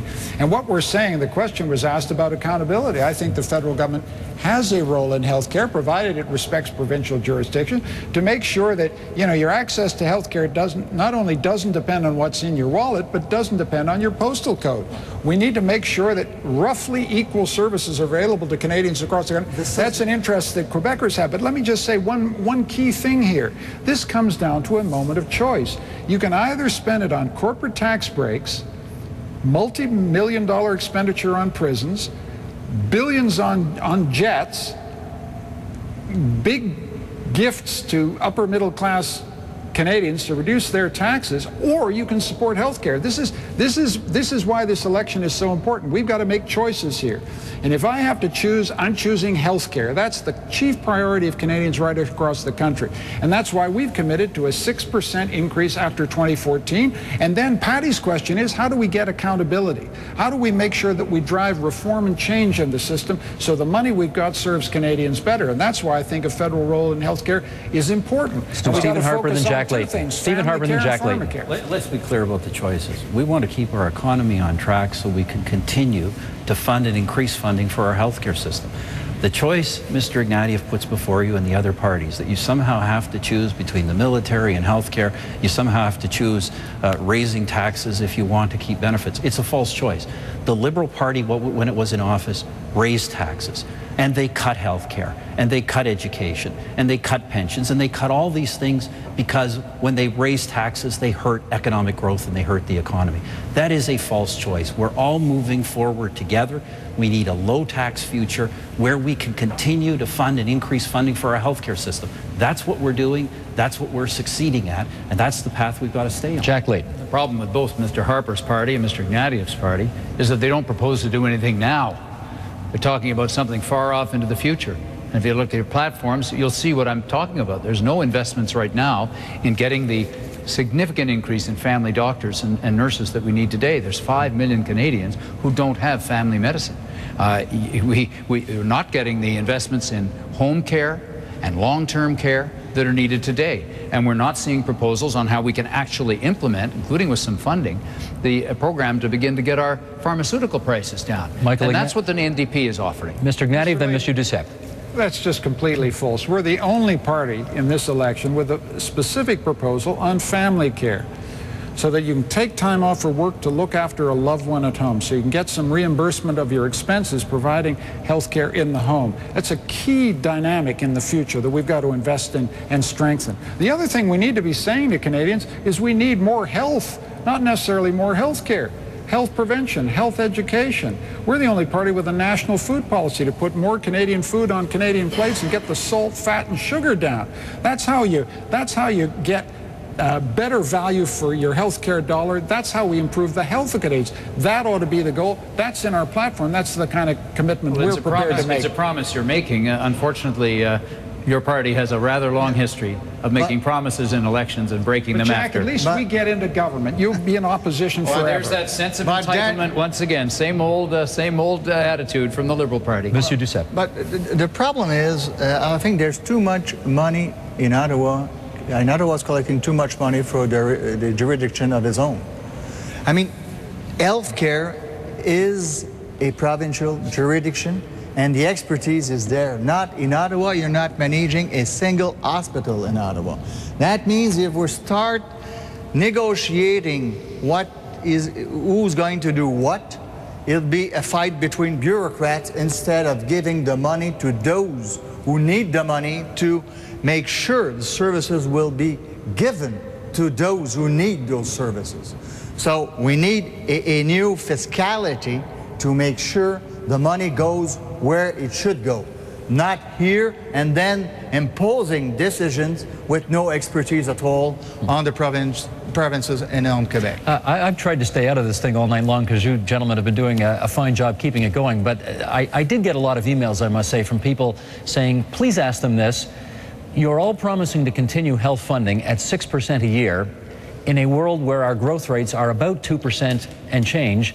And while you're all promising to keep taxes reasonably low, and you're all promising to erase deficits that are very, very high. Can any of you really do this?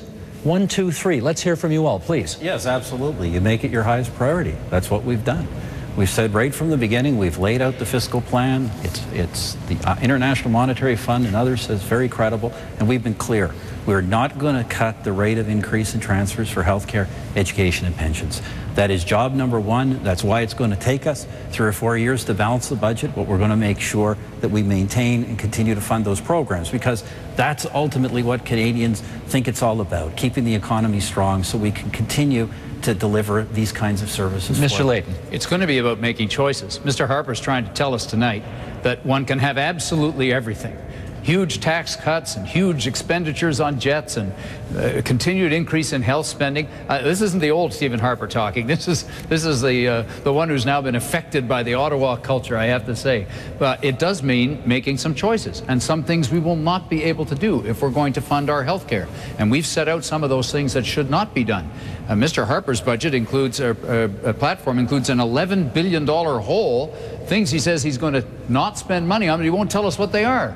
Will they be food inspectors? Will they be in the military? Who are these people going to be? What services are going to be lost? We say it's important to make choices, and Canadians are going to have a chance to do that on May 2nd. Mr. Ignatieff. Straight question deserves a straight answer. You peg the corporate tax rate at 18%. You save $6 billion. You put those jets out to competitive tender. You save more billions. You stop building those mega prisons, you save still more billions. That allows you to invest 6% to improve Canadian health care. That's how you, this is choice time. Mr. Harper is offering you fantasy economics. He cannot explain how he's going to sustain Canadian health care. We can.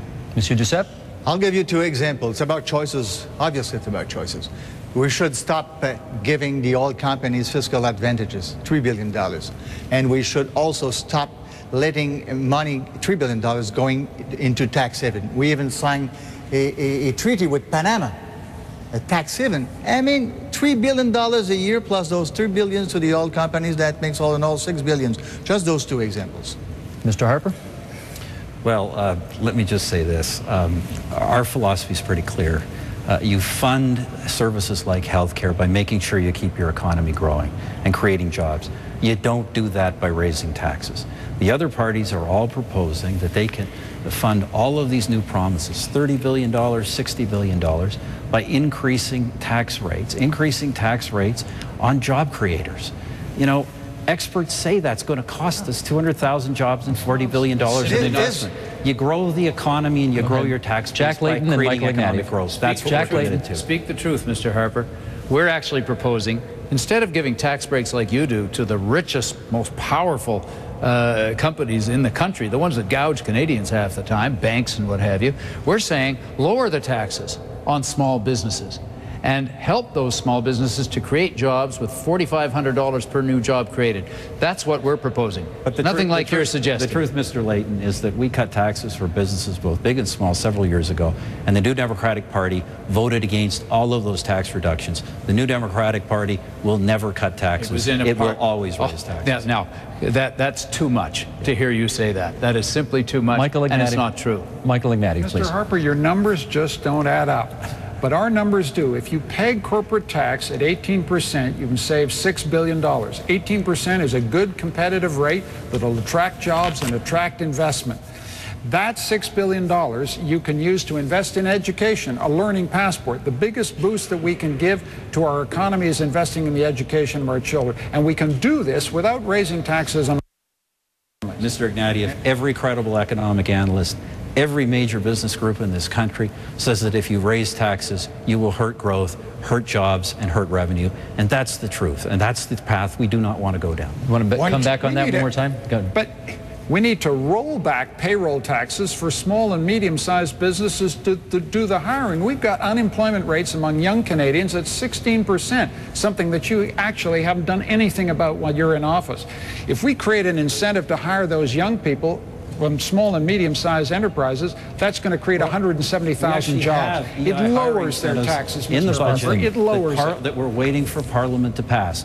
The Canadian Federation of Independent Business and others have called on Parliament to act and to pass these measures to help hiring. Gilles Duceppe. One thing we'll oppose is taking $17 billion on 5 years out of the Employment Insurance Fund. This is exactly what the Flaherty budget's proposing, and sadly, that the NDP and the Liberals are also for that measure in the proposals you've made. Look at them. I hate to bear the disappointing news, but that's it. You have one more thing to do, and that is you get a closing statement. So again, we drew for lots for the order of speaking. Jack Layton, you get to speak first, 45 seconds to each of our leaders to finish off tonight. Mr. Well, Layton. dear friends who've been following this debate, Mr. Ignatieff's party was in power for 13 years, and there were lots of problems and many failures. And then Mr. Harper was in power for 5 years, and again, many failures.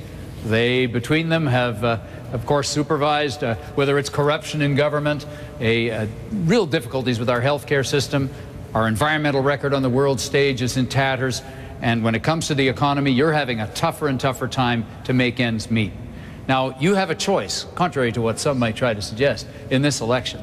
And you've got a great chance to exercise that choice by voting New Democrat and giving us the opportunity to implement right now new doctors and nurses, much more affordable life with credit card fees capped, and with new job creation programs, as well as protecting your pension.